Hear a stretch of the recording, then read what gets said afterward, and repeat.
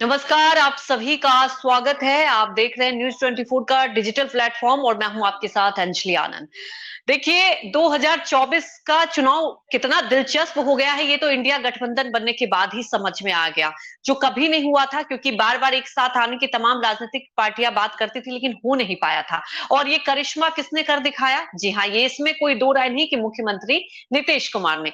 लेकिन नीतीश कुमार के दिल में क्या है, ये समझना बहुत महत्वपूर्ण हो जाता है और आज इसी का आकलन करने की कोशिश करेंगे कि क्या वाकई इंडिया गठबंधन बन तो गया है, कोई भविष्य है?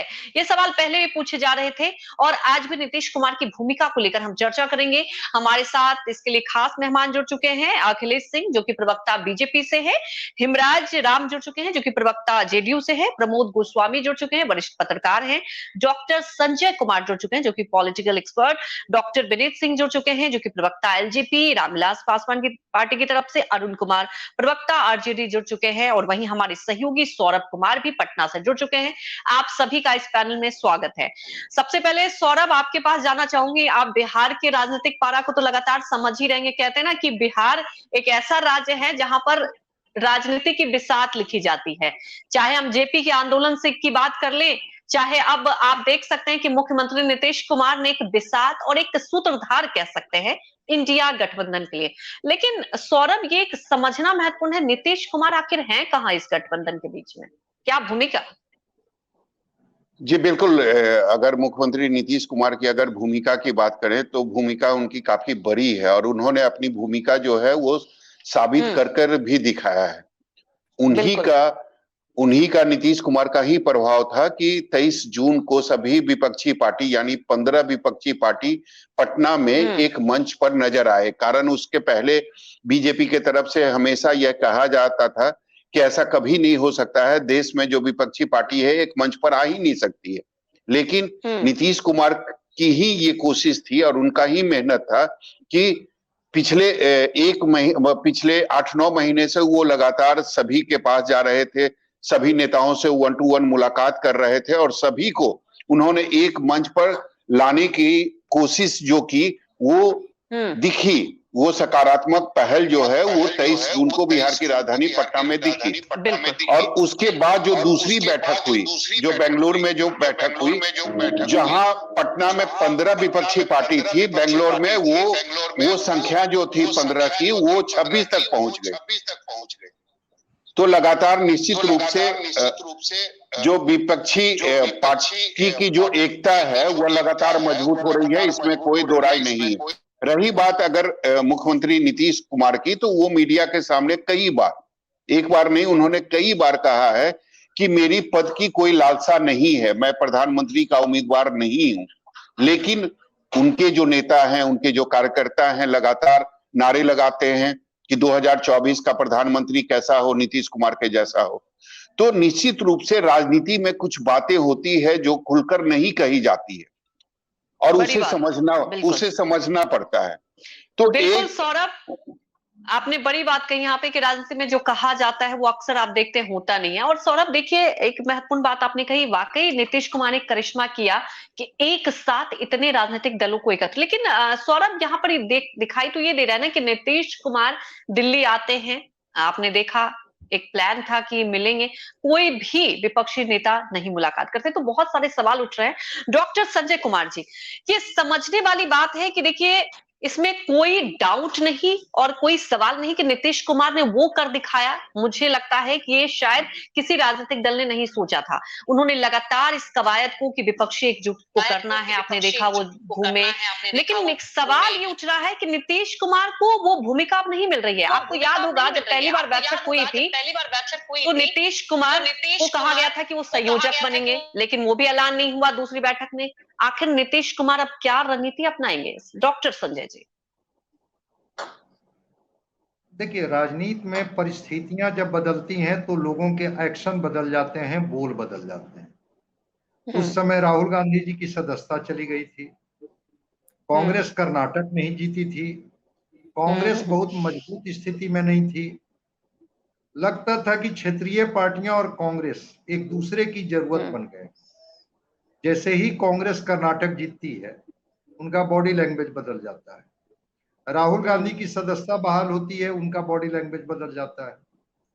और त्याग करने की स्थिति छोड़ दीजिए, कल ही अलका लांबा आती है और कहती है कि कांग्रेस 7 सीटों पर तैयारी कर रही है। आप वाले कहते हैं कि तो ठीक है, लड़ दें 7 सीट पर, मुंबई अधिवेशन में मैं नहीं जाऊंगा। तो अभी से शुरुआत हो गई है। दूसरी चीज, कांग्रेस ने कभी नीतीश कुमार जी को भाव नहीं दी।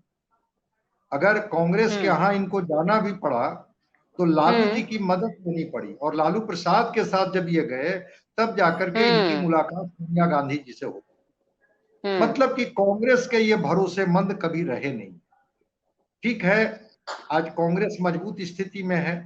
अब वो क्षेत्रीय पार्टियों पर एक दबाव बनाने की कोशिश की कि राष्ट्रीय फलक पर अगर ज्यादा से ज्यादा सीटें अगर हमारे हिस्से में नहीं होगी तो फिर हम क्या करेंगे, हम राष्ट्रीय फलक पर अपनी पहचान कैसे पैदा कर पाएंगे।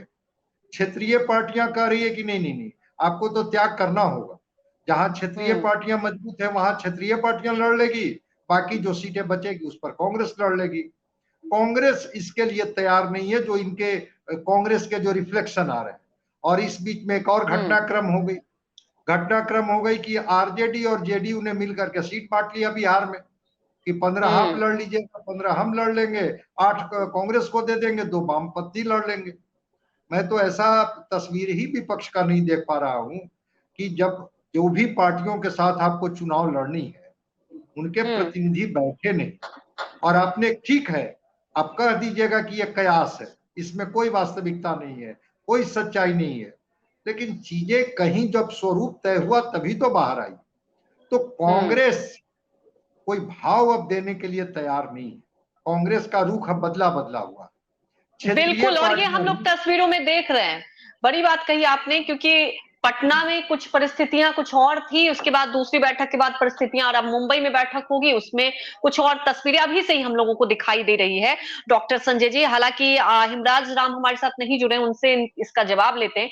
अखिलेश सिंह जी, देखिए बीजेपी बार बार ये कह रही कि नीतीश कुमार को तो कोई भाव मिल नहीं रहा है। हालांकि देखिए बीजेपी तो ये भी पहले सवाल उठा, मुझे याद है सम्राट चौधरी बार बार कहते थे कि देखिए आप बस ये चाय के लिए बैठक हो रही है, चाय पीने चाय नाश्ता करने जाते हैं, लेकिन बैठक हुई, एक गठबंधन का नाम भी हुआ।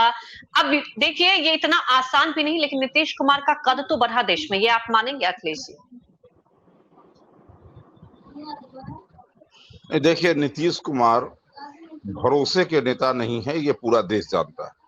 नीतीश कुमार की विश्वसनीयता नहीं है, ये किसी के विश्वास के योग्य नहीं है। ये इस बात को कोई अस्वीकार नहीं कर सकता, क्योंकि वो कब किसको धोखा देंगे ये इसका कोई ठीक नहीं है। क्योंकि लगातार राजनीति में इस प्रकार का जो है सो विस्मय वाला जो चरित्र है उनका, जिसमें विस्मय भी है, रहस्य भी है, और ये विस्मय और रहस्य वाला जो उनका चरित्र है, ऐसे व्यक्ति पर भरोसा नहीं किया जा सकता। और इसलिए वो चाहे जितनी कवायद करे, और जैसे उनके मन के अंदर जैसे आप बात होती है कि वो बाद में कहने लगे कि हम प्रधानमंत्री के उम्मीदवार नहीं, लेकिन यह भी बात कहीं ना कहीं सत्य है कि उन्हीं के द्वारा, उन्हीं के प्रयासों से, उन्हीं के मंशा से, उनकी इच्छा से ही लोग नारे लगाते थे कि प्रधानमंत्री कैसा हो, नीतीश कुमार जैसा हो। अपने नेताओं से बयान तक दिलवाते थे ये, लेकिन जब देखे कि अगर ये कहेंगे तो फिर हमारा काम खराब हो जाएगा, तो फिर बैकफुट पर आए। संयोजक बनना चाहते थे, जो अभी तक नहीं बने हैं, लगता नहीं है। कार्यकर्ता तो कुछ देखिए, क्योंकि नीतीश कुमार ने हमेशा ये कहा कि मुझे कोई मंशा नहीं और मेरी ये चाहत नहीं, मैं बस एकजुट करना चाहता हूं, और उनकी बस ये है कि बीजेपी को अब केंद्र से उखाड़ फेंकना है। आपको याद होगा ललन सिंह ने खुद एक मंच से कहा, ललन सिंह ने खुद एक मंच से कहा कि प्रधानमंत्री बनने की कोई इच्छा नहीं है नीतीश कुमार में। सवाल ये है अखिलेश सिंह जी, क्या आप लोग ये भी मानते हैं कि नीतीश कुमार के कहने पर एक साथ इतनी राजनीतिक दल हुई? क्योंकि देखिए जब पहली बैठक हुई थी, दूसरी बैठक में और राजनीतिक दल जुड़ गए, तो ये आप कह सकते हैं कि उनका एक अचीवमेंट रहा। हालांकि हमारे साथ जुड़ चुके हैं हिमराज राम भी जुड़ चुके हैं। हिमराज जी, क्या आप आवाज आ रही है मेरी? नहीं तो मेरी बात पूरी होने दे, मेरी बात पूरी होने दे। जी जी, बोलिए अखिलेश। देखिए कभी कभी कुछ घटनाएं ऐसी भी होती है जो सबके चाहत के हिसाब से होती है। अब ये सबकी चाहत थी, क्योंकि लगातार इस देश के अंदर जो भ्रष्टाचार पर प्रहार हो रहे थे, भ्रष्टाचार पर जो चोट पहुंचाया जा रहा था, इसके शिकार बहुत सारे राजनीतिक दल थे। उनको कहीं ना कहीं एक मंच पर आना था, इसलिए कि भ्रष्टाचार के खिलाफ जो आक्रमण हो रहा था, भ्रष्टाचार के खिलाफ जो हैमरिंग हो रही थी, उसके खिलाफ उनको बोलने के लिए एक मंच चाहिए था।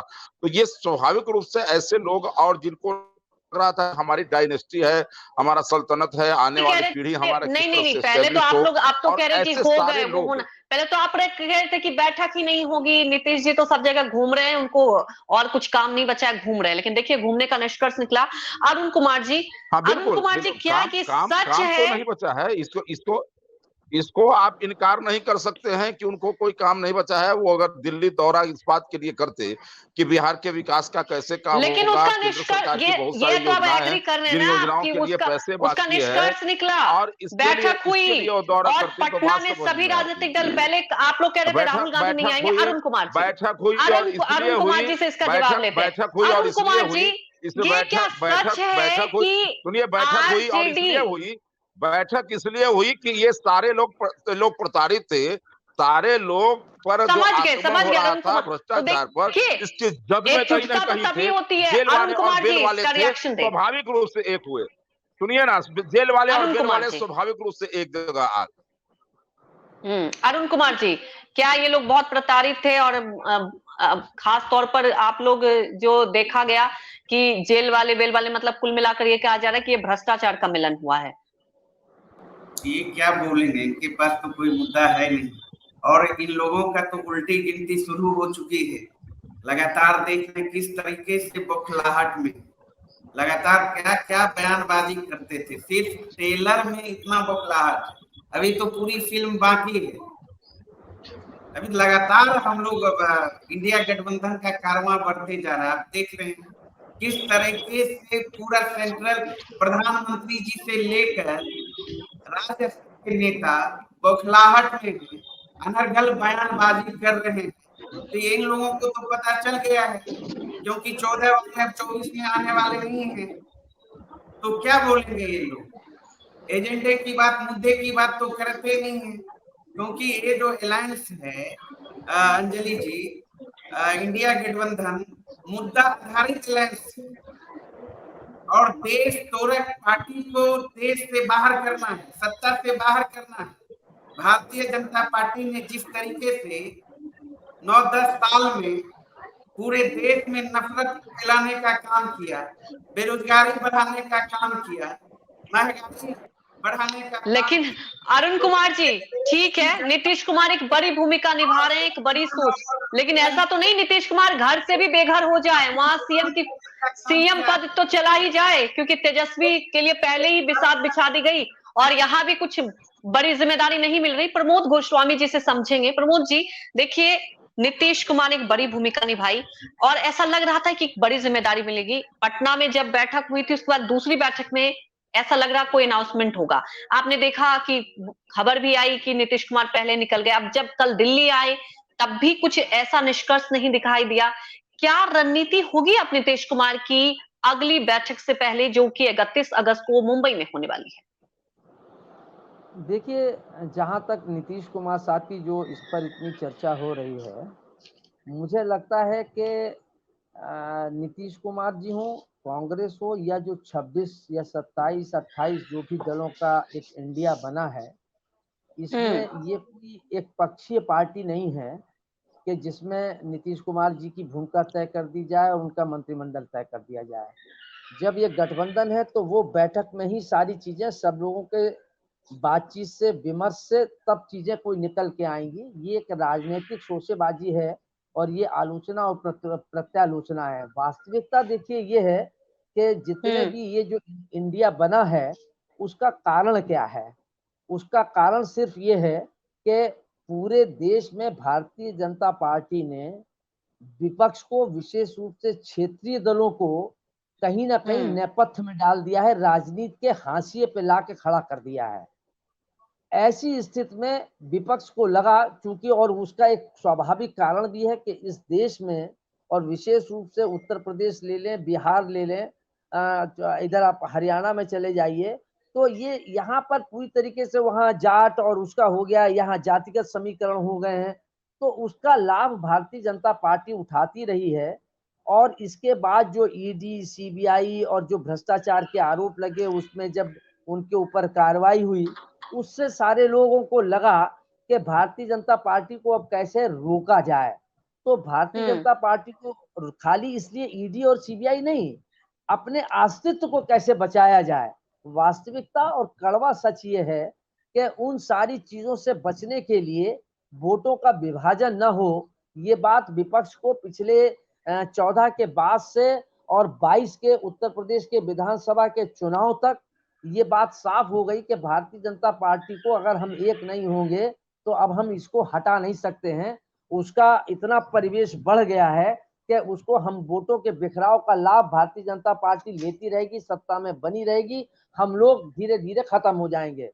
तो दूसरी बात ये, अगर आप देखें इसके पहले जाएं तो भारतीय मतलब विपक्ष गठबंधन जो है वो कांग्रेस को लेके बराबर गुरेज करता रहा, और उसका कारण भी था और वाजिब कारण था कि जितने भी क्षेत्रीय दल हैं वो गैर कांग्रेस के बात के नाम पर क्षेत्रीय दलों की अपनी दुकानें सजी, और जब वो सज गई और कांग्रेस नेपथ्य में आ गई तो ऐसी स्थिति में अब वो जो गठबंधन बना, तो कांग्रेस का गठबंधन इसलिए स्वीकार नहीं करना चाहते हैं, या उसके पीछे उनकी स्वाभाविक सोच है, या कोई भी होगा लेकिन वो भी सोचेगा कि नीतीश कुमार ने तो देखिए इस बार पहले से ही कहा था कि कांग्रेस के बिना ये गठबंधन 1:1 फॉर्मूला भी दिया।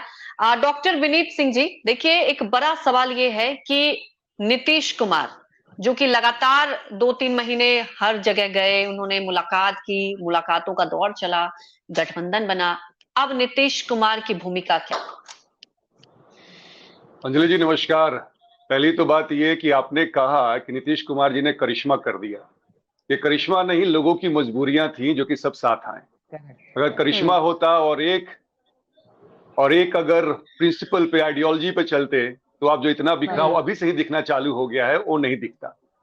अब नीतीश कुमार जी की माफी के साथ आपको रोक रही हूं विनीत सिंह जी। देखिए करिश्मा इसलिए कहा जा सकता है क्योंकि इसके पहले भी कई बार एक साथ होने की कवायद की गई, लेकिन मैंने बस याद है मंच पे तस्वीरें हाथ उठाते थे, कभी एक साथ बैठक नहीं हुई। हालांकि 2 बार बैठक होगी, इतना आसान नहीं होता, ये आप भी समझते हैं। तो नीतीश कुमार ने एक बड़ी भूमिका निभाई, ये आप लोग भी बखूबी समझते हैं, क्योंकि कहा तो बस ये जाता था कि लोग मिलेंगे भी नहीं, बैठक तो हुई। विनीत सिंह जी रखिए अपनी बात। अंजलि जी, करिश्मा इस बारे में हुई है, इस बाबत हुई है कि टैक्स पेयर, बिहार के टैक्स पेयर का पैसा और खर्च हुआ है, जो कि नीतीश कुमार जी करते रहते हैं। अब बात करते हैं कि नीतीश कुमार जी की स्थिति हो गई है सांप और छछूंदर वाली। हालांकि मुझे शब्द यूज नहीं करना चाहिए था, लेकिन ये एक मुहावरा है, तो इसको लिटरल मीनिंग में कोई ना ले। अब ना उगलते बन रहा है ना निगलते बन रहा है। जदयू वाले लोग कहते हैं कि सूत्रधार है नीतीश कुमार जी, पर नीतीश कुमार जी अब मझधार में फंसते नजर आ रहे हैं। भाई उस समय उन्होंने कांग्रेस को कहा था कि कांग्रेस को लेके चलेंगे जब कांग्रेस कमजोर थी। अब तो है, देखिए राहुल गांधी की सदस्यता जैसे ही बहाल होती है वो लालू प्रसाद यादव जी के पास भागते हुए पहुंचते हैं, और अंदर खाने की जो खबर आ रही है वो 2 बात पे है। कैबिनेट एक्सपेंशन, सौरभ भाई फिर से हंसेंगे, और दूसरा जो है कि संयोजक नीतीश कुमार जी को क्यों बनाना, सबसे बड़ी पार्टी राजद है तो आपस में ही बांट लिया जाए। नीतीश कुमार जी को भनक लग गई है, इसलिए वो भाग के केजरीवाल जी के पास पहुंचे हैं। केजरीवाल और कांग्रेस भीड़े पड़े हुए हैं दिल्ली में, तो चाहते हैं नीतीश कुमार जी केजरीवाल को कम से कम या तो वो बैकआउट हो जाए या अपने साथ मिला ले। और जो सबसे महत्वपूर्ण बात है, ये आज तक किसका चल गया भाई, और जो सबसे महत्वपूर्ण बात है कि ये कांग्रेस पे दबाव वाली राजनीति बना रहे हैं। वाजपेयी जी को याद करने में इनको 5 साल लग गए। आखिरी बार 2018 में गए थे, कोरोना का बहाना बना के बोल रहे कि इसलिए हम आ नहीं पाए हैं। और बीजेपी को, जैसे सुशील मोदी जी ने कहा है कि भाई बीजेपी को जो तोड़ने की जो कोशिश कर रहे हैं, हालांकि वो पॉसिबल कभी नहीं है, क्योंकि अटल बिहारी वाजपेयी जी के शब्दों में छोटे मन से कोई बड़ा नहीं होता, टूटे मन से कोई खड़ा नहीं होता। तो नीतीश कुमार जी का जो सिकुड़ता हुआ जनाधार है। देखिए अटल बिहारी वाजपेयी को अगर वो श्रद्धांजलि देने गए, इसमें बीजेपी को मुझे नहीं लगता गुदगुदी होनी चाहिए किसी भी पार्टी को, क्योंकि 5 साल तक क्या कर रहे थे? एनडीए का हिस्सा पहले भी रह चुके हैं वो, और उन्होंने कोविड, अब उनको, क्योंकि देखिए राजनीति कहते हैं ना, तो राजनीति में जब जो समझ में आ जाए वो तो हर पार्टी करती है। सौरभ एक समझने वाली बात ये है कि जैसा कि हम लोग चर्चा कर रहे हैं कि नीतीश कुमार ठीक है, एक गठबंधन बन जाता है, इंडिया मुंबई में बैठक होगी। सौरभ, क्या लगता है आपको नीतीश कुमार का अब आगे क्या रोल होगा? क्योंकि जिस तरह से मुझे जो दिखाई दे रहा है, और ये अब सबको दिखाई दे रहा है, डॉक्टर संजय कुमार जी ने भी कहा कि अब वो भाव नहीं मिल रहा है, क्योंकि अब कांग्रेस मजबूत स्थिति में। अब परिस्थितियां जब बदल जाती है तो राजनीति में देखिए मायने भी बदल जाते हैं। सौरभ, अब आगे नीतीश कुमार क्या एजेंडा अपनाएंगे? जी बिल्कुल, मैं इससे इत्तेफाक नहीं रखता हूं कि नीतीश कुमार को भाव नहीं मिल रहा है। सबसे बड़ी बात है कि नीतीश कुमार की भूमिका क्या थी। नीतीश कुमार जो करने की कोशिश कर रहे थे, नीतीश कुमार वो उसमें सफल हुए। नीतीश कुमार की कोशिश ये थी कि सारे विपक्षी पार्टियां जो है वो एक मंच पर आ जाए, और आ गई। अब कारवां आगे बढ़ चुका है, और आपको याद होगा कि बिहार की राजधानी पटना में 23 जून को जो विपक्षी एकता की बैठक हुई थी, और उसमें जो प्रेस कॉन्फ्रेंस हो रहा था, और सबसे आखिरी में नीतीश कुमार ने मीडिया को संबोधित किया था, तो नीतीश कुमार ने ये कहा था कि मेरा जो काम है वो हमने कर दिया, मेरा काम यहीं तक था, मैंने अपना काम कर दिया, अब आगे का जो काम है वो कांग्रेस करेगी। और उन्होंने इशारा किया था मल्लिकार्जुन खड़गे के तरफ, आगे का जो भी होगा अब यही करेंगे। यानी नीतीश कुमार को पता है कि विपक्षी एकता में सबसे बड़ी पार्टी जो है वो कांग्रेस है, और नीतीश कुमार लगातार कह रहे थे कि जब तक कांग्रेस नहीं चाहेगी तब तक विपक्षी एकता नहीं होगी देश में। तो नीतीश कुमार को पता है कि वो पीएम का उम्मीदवार नहीं बन सकते हैं। उनको उनकी पार्टी के बारे में पता है कि उनकी पार्टी की हैसियत क्या है। अगर आप किसी एक राज्य में हैं, अगर इसमें एक आपने बड़ी बात बोली। देखिए, ये सबको पता है कि वो पीएम के दावेदार नहीं है, और ये बार बार वो कह भी चुके हैं। लेकिन सौरभ, संयोजक की भूमिका की बात सामने आई थी, आपको याद होगा, लेकिन अब तक कुछ क्लियर नहीं हुआ। दूसरी बात, एक बड़ी बात आपने बोली कि उन्होंने एक बड़ी भूमिका नहीं लाई, एक मंच पर लाए, गठबंधन का नाम तय हुआ। लेकिन आप देखिए ना, नीतीश कुमार की तो मुझे लग रहा है मेहनत विफल हो रही है, दिखाई दे रही है। अभी ये नहीं कह सकते, क्योंकि अभी से आप देखिए आम आदमी पार्टी कांग्रेस में ठन गई है। एक तरफ जो इतने राजनीतिक दल हैं, कैसे ये मैनेज होगा सीटों का बंटवारा को लेकर? जी बिल्कुल, दो जो बैठक हुई है उसमें लगातार यही बातें हो रही है कि कैसे होगा, सीट शेयरिंग का फॉर्मूला क्या होगा। और निश्चित रूप से उसी बैठक में ये तय हुआ है कि एक उम्मीदवार के सामने एक उम्मीदवार का फॉर्मूला पूरे देश भर में ये होगा, लागू किया जाएगा, और तभी हमारी जीत होगी। महागठबंधन के तमाम नेता ये मानते भी हैं कि जब तक ये फॉर्मूला लागू नहीं होगा तब तक हम एनडीए को शिकस्त नहीं दे सकते। तो निश्चित रूप से ये फॉर्मूला ऑलरेडी बन चुका है। अब ये बड़ी बात है कि कौन सी पार्टी किस राज्य में मजबूत है और कौन सी पार्टी लड़ेगी। तो सारे जो पार्टी है, चाहे उस दिन आपने देखा होगा ममता बनर्जी का बयान, आपने देखा होगा राहुल गांधी का बयान देखा होगा, उन्होंने ये कहा था कि हम लोग एक मंच पर हैं, और एक मंच पर हम लोग इकट्ठा एक साथ आगे बढ़ेंगे। तो निश्चित रूप से अगर सभी नेताओं ने, सभी पार्टी के नेताओं ने यह मान लिया है कि हम लोग एक साथ आगे बढ़ेंगे, तो मुझे लगता है सीट शेयरिंग का जो फॉर्मूला है वो भी तय हो जाएगा। दूसरी बात, बेंगलोर के बैठक में ये जरूर खबर आई थी कि नीतीश कुमार को संयोजक बनाया जा सकता है, लेकिन अब हो सकता है कि जो बेंगलोर की बैठक में नहीं हुई वो मुंबई की बैठक में हो जाए। कारण ये बातें तो सामने आ ही रही है कि 11 सदस्यीय टीम, एक कमेटी बनाई जाएगी। कारण ये संभव नहीं है कि 2024 तक सभी जो नेता हैं वो एक साथ हमेशा बैठे।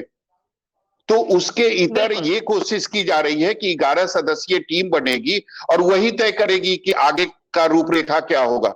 कारण आगे चुनाव भी आने वाले हैं, सभी नेता जो हैं वो अपने अपने राज्य में एक मुंबई की जो बैठक होगी सौरभ, देखने वाली बात है। जो जैसा कि आप कह रहे हैं कि हो सकता है उसमें बहुत कुछ और क्लियर हो जाए, और क्योंकि इतना आसान नहीं होता सीट शेयरिंग पर चर्चा करना। अखिलेश सिंह जी, एक तरफ आप कहते हैं ठीक है कोई फर्क नहीं पड़ता, ये सब मिले हैं, लेकिन अगर मिले एक साथ तो बीजेपी में कुलबुलाहट तो दिखाई देती है। आप लोग मुझे याद है जब सदन में प्रधानमंत्री नरेंद्र मोदी बोल रहे थे तो बहुत देर तक इस गठबंधन पे ही चर्चा किया। तो कुछ तो है, कुछ तो चल रहा है ना बीजेपी खेमे में भी। ये तो लग रहा है कि चलो ठीक है, एकजुट कैसे हो रहे हैं, क्योंकि किसी को उम्मीद नहीं थी। और बार बार आप लोग ये दोहराते थे, मुझे याद है कोई भी ऐसे नेता नहीं थे जो कहते थे कि ये लोग एकजुट हो पाएंगे। तस्वीरें धीरे धीरे क्लियर हो रही है अखिलेश सिंह जी? देखिए, अगर उधर से सवाल होगा तो जवाब तो इधर से देना ही पड़ेगा, चाहे जो हो। और इसलिए कभी कभी इनका हमको जवाब देना पड़ता है। लेकिन एक बात आप समझ लीजिए, राज्यों की स्थिति अगर राज्यवार आप समझिएगा तो आपको समझ में आ जाएगी कि क्या क्या होने वाला है, क्या क्षमता है, क्या क्या भविष्य है। उत्तर प्रदेश के अंदर कांग्रेस के साथ अखिलेश यादव जाकर के देख लिए हैं, कांग्रेस के साथ जा गए थे तो इससे ज्यादा बुरा हाल हुआ था।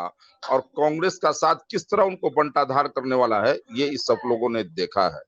पश्चिम बंगाल के अंदर जिस तरह से ममता बनर्जी का उदय हुआ और कांग्रेस 0 पर आउट हुई है, और अब ये लोग उसी भूमिका में कांग्रेस को रखना चाहते हैं, तो फिर क्या होगा, जबकि वहां से उसके कुछ सांसद भी हैं, 0 पर आउट हुई है वहां पर।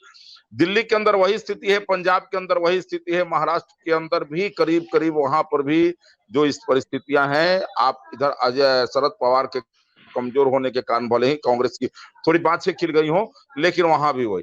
तो कुल मिलाकर के जो राज्यवार आप स्थिति दिखेगा तो कांग्रेस जिस प्रकार से वहां पर चाह रही है, जो अपना रिवाइवल चाह रही है, और कांग्रेस कभी न कभी वहां मजबूत रही है और उसी स्थिति में अपने को लाना चाह रही है, लेकिन जो वहां क्षेत्रीय दल है उनको नहीं आने देना चाह रहे हैं, ये भी सच्चाई है। अब बिहार के अंदर भी आप एक बात को समझिए, तो ये बात ठीक है कि आज के समय में क्या कहते हैं कि कांग्रेस को एक ढंग से आइसोलेट करने का लोगों ने कोशिश किया है, लेकिन बिहार के अंदर तो राष्ट्रीय जनता दल एक ऐसी पार्टी है, अभी हमारे मित्र बोल रहे थे, जो 0 पर आउट हुई है, 0, एक भी सांसद यहाँ पर नहीं है उसके।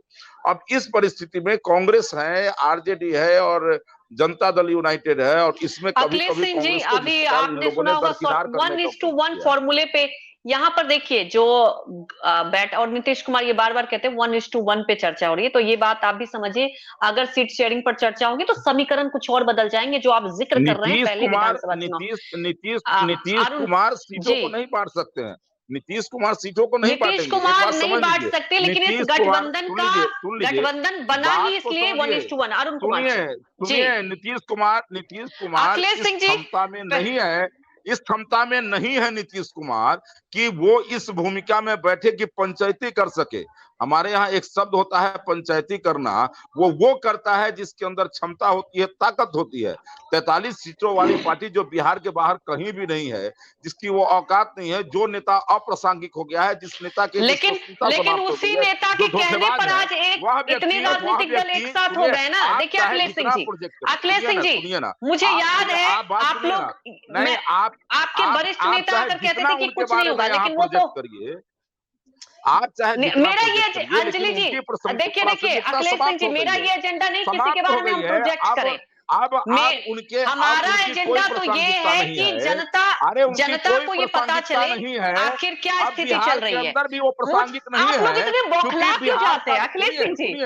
अरे ठीक है, कुछ है नहीं तो बौखलाइए नहीं जी, रखिए बात। अरे सुनिए ना, बात सुनिए। जब बिहार का अपराध उनसे नहीं रुकता है, जब बिहार के अंदर राष्ट्रीय जनता दल के नेताओं के जो प्रहार होते हैं उसका जवाब नहीं दिया जाता है, तो देश भर घूम करके पॉलिटिकल एंगेजमेंट को खोजते हैं। भले आपके लिए लगता हो कि नीतीश कुमार बहुत बड़े ये क्या कहते हैं आइकॉन हो गए हैं, बहुत बड़े स्टेट्समैन हो गए हैं, ये आपको लगता होगा, ये ठीक है, मैं समझता हूँ, सबकी अपनी अपनी लॉयल्टी, सबकी अपनी अपनी समझ होती है। लेकिन मैं इस बात को बता रहा हूं कि नीतीश कुमार जी की वह क्षमता अब नहीं है कि अब वो बिहार के अंदर, देश के अंदर सीटों का बंटवारा कर सके। सीटों का बंटवारा अखिलेश जी अड़चन आने वाला है, सीटों के बंटवारे में अड़चन आने वाला है, वो मैंने बताया जी। अखिलेश जी, नीतीश कुमार कितने बड़े नेता हैं, मुझे लगता है कि शायद बीजेपी नेताओं का ही अगर आप बयान देख लीजिए, 2 साल पहले अगर आप प्रधानमंत्री का बयान देख लीजिए जो उन्होंने नीतीश कुमार के बारे में कहा था, ठीक है, कितने बड़े नेता हैं। इस बात से भी आप समझ सकते हैं कि आपकी संख्या अगर ज्यादा भी रहती है तो भी आपकी मजबूरी होती है नीतीश कुमार को मुख्यमंत्री बनाना। इससे आपको अंदाजा नहीं है कि नीतीश कुमार कितने बड़े नेता हैं। और नीतीश कुमार आपको छोड़कर गए, और ये धोखा, और नीतीश कुमार सौरभ ने बड़ा सवाल उठाया अखिलेश सिंह जी, जरूरत क्यों, चाहे आरजेडी की बात करें चाहे आपकी बात करें, जरूरत आप दोनों को पड़ती है, जरूरत आप दोनों को पड़ जाती है। सुनिए अरुण कुमार, बहुत देर से अरुण कुमार जी कुछ कहना चाह रहे हैं। आप सौरभ जी बोल रहे हैं, उसके बाद आप बोल रही है, ये तो ठीक नहीं जी, है। जी। आप सौरभ जी बोलिए। नहीं अखिलेश जी ठीक है। बोलिए बोलिए, नहीं हाँ आप पूरी अपनी बात पूरी बोलिए। बात रखिए। ये आप बोलिए। ये मेरा जी। ये हमारा कमिटमेंट था।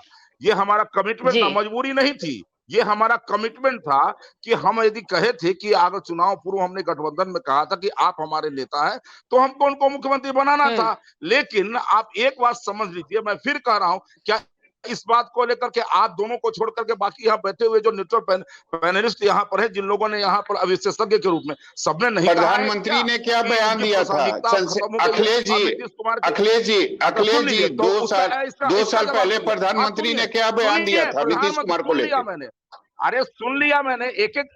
देखिए सौरभ जी, यही बात तो समझ में आती है, प्रधानमंत्री जी ने क्या बयान दिया था आप एक बार कहे मैं समझ लिया, लेकिन 3 बार जब आप दोहरा रहे हैं तब समझ में आती है कि आप क्या चाह रहे हैं। लेकिन मैं बता रहा हूं, प्रधानमंत्री जी ने बयान दिया था जरूर कि वो समाजवादी नेता हैं, लेकिन प्रधानमंत्री जी के सामने ये भी तो 90 डिग्री झुके थे। ये भी तो क्या कहते हैं कि नितिन गडकरी जी के बारे में जो कसीदे कढ़े थे, आपको याद है ना, पर गंगा पर पुल के उद्घाटन के समय में।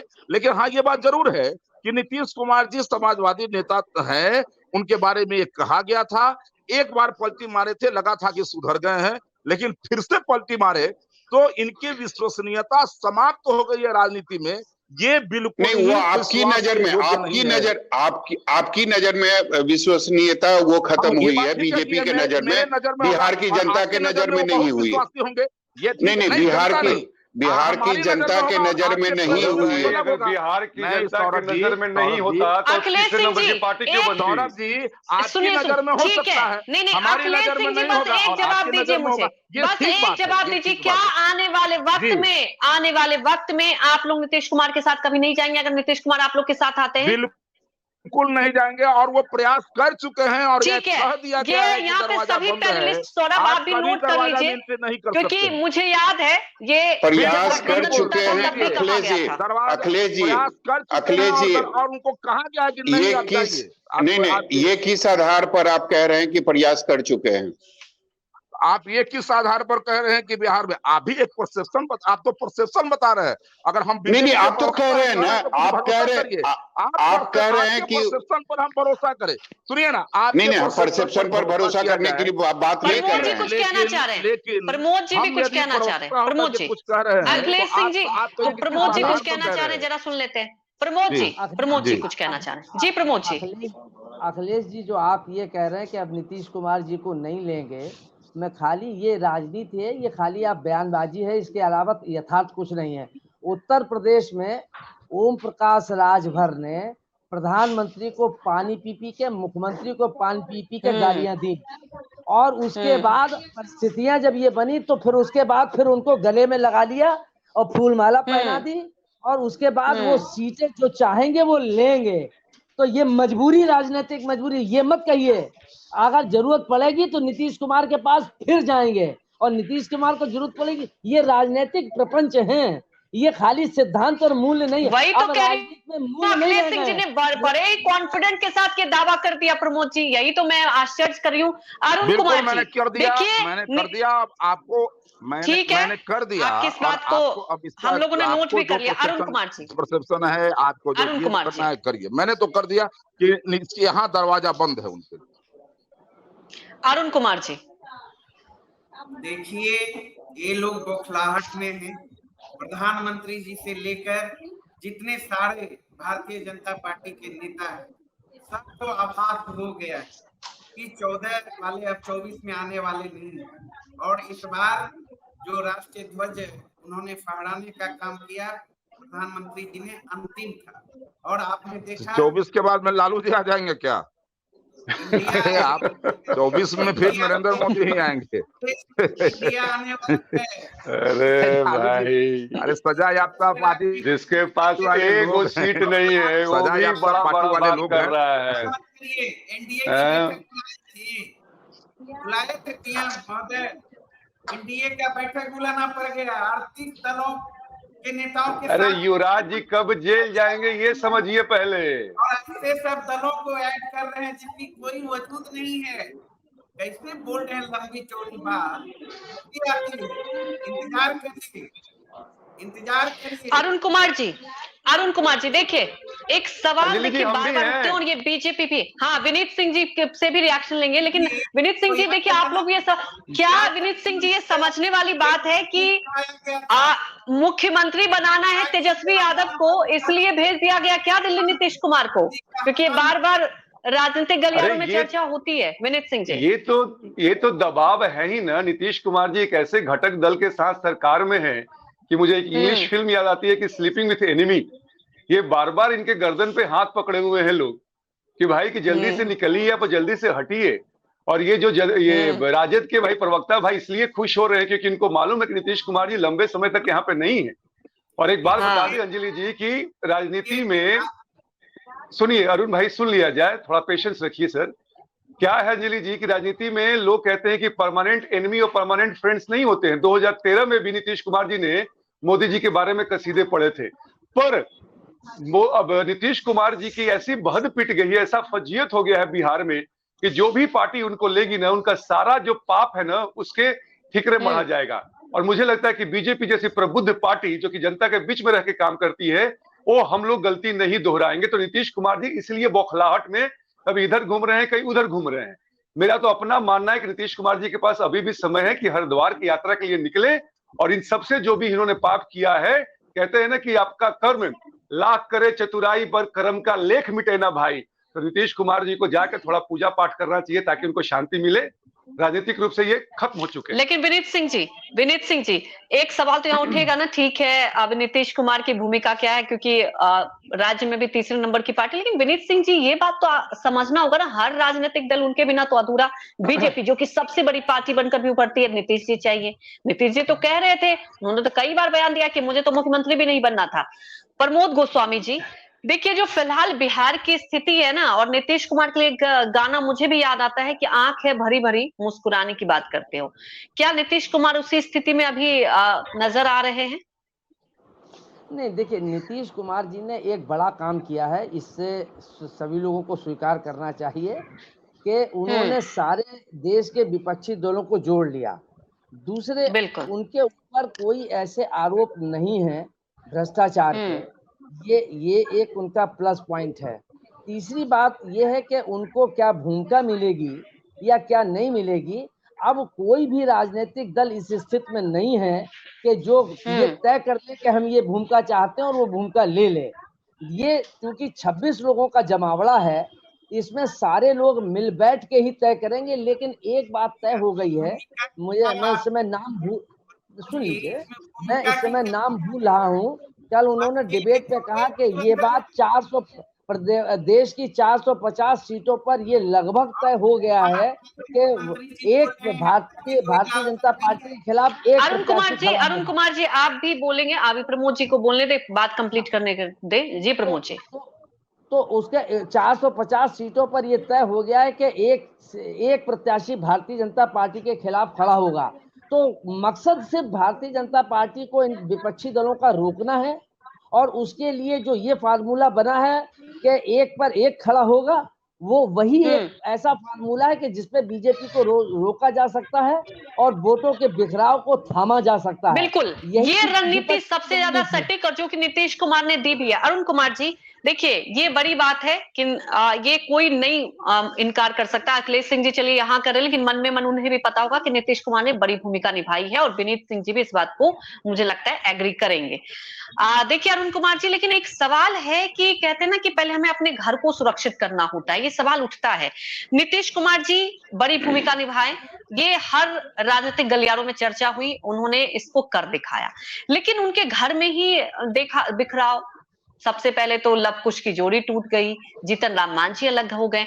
तो क्या लगता है यहाँ जो बिखराव हो रहा है, नीतीश कुमार जी क्या अपने घर पर नहीं बचा पा रहे हैं, और एक बड़ी भूमिका में आप लोगों ने दिल्ली भेज दिया, दिल्ली घूमने? नहीं, इसको बिखराव से मत जोड़िए। बिखर तो रही है भारतीय जनता पार्टी।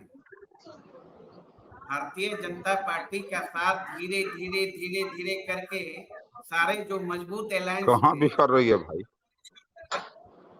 सबों ने छोड़ दिया। आज क्या हालात हो गए आप देखिए ना। उसको कौन छोड़ दिया भाई? आपकी 28 पार्टी या 38 पार्टी चला गया।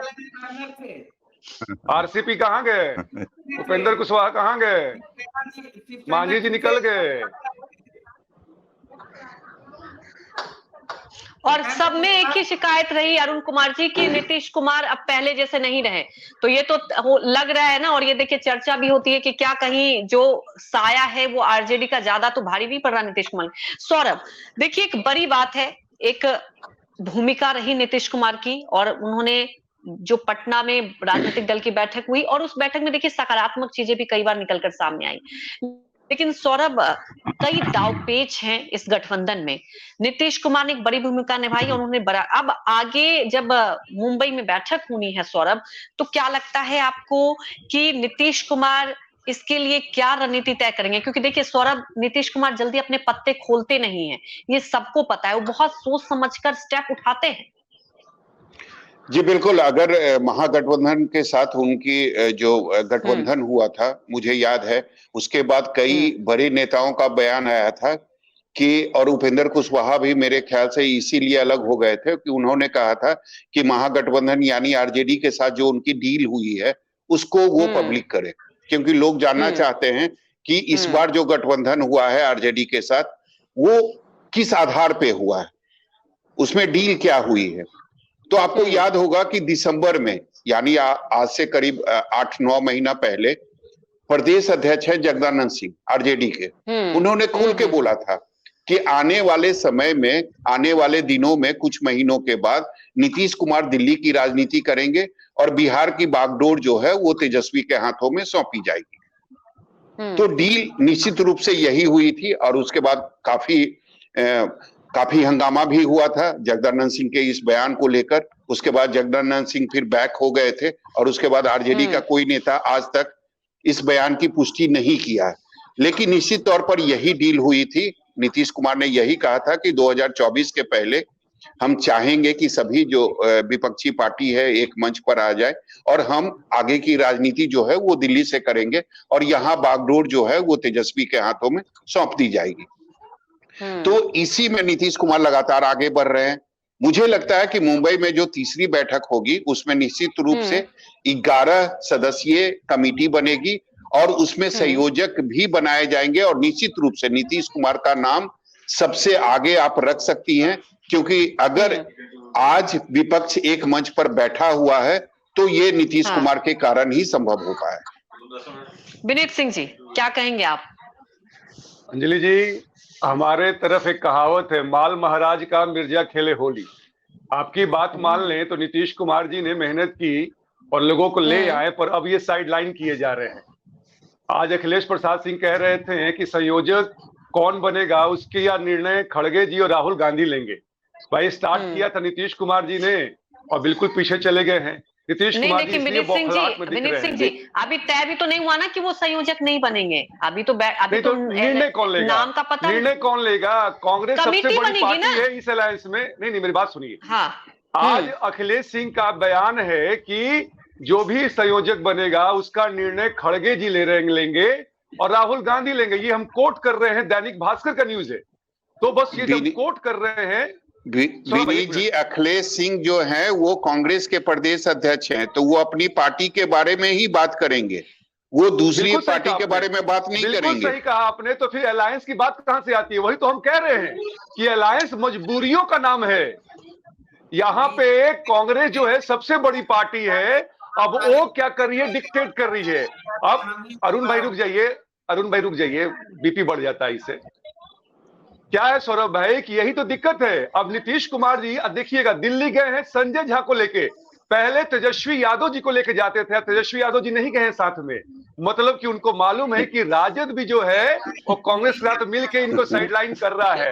नीतीश कुमार जी घबराहट में, बौखलाहट में है सौरभ भाई, और आप सब बात समझते हैं लेकिन आप कुरेदते रहते हैं।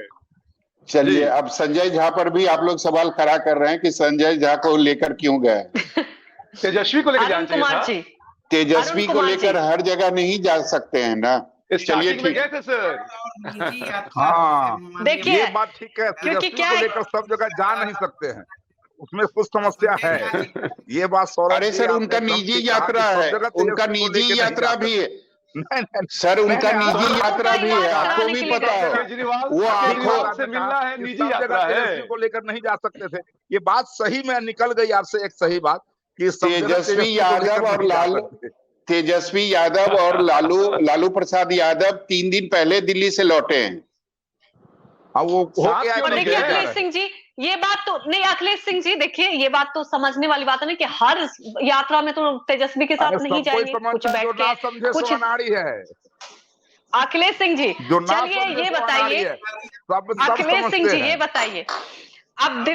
मुंबई में बैठक होगी, मुंबई में बैठक होगी, ये जी। बताइए बिहार के लिहाज से अगर हम समझे, इंडिया गठबंधन पे, एनडीए पे कितना असर, क्या लगता है अखिलेश सिंह जी आपको? नहीं, मैं समझता हूं कि कोई और बहुत अखिलेश बड़ा जी असर हम नहीं आपको होने बता वाला दें, मुंबई जब नीतीश कुमार जाएंगे तो साथ में तेजस्वी यादव भी होंगे, ये हम पहले आपको बता देते हैं।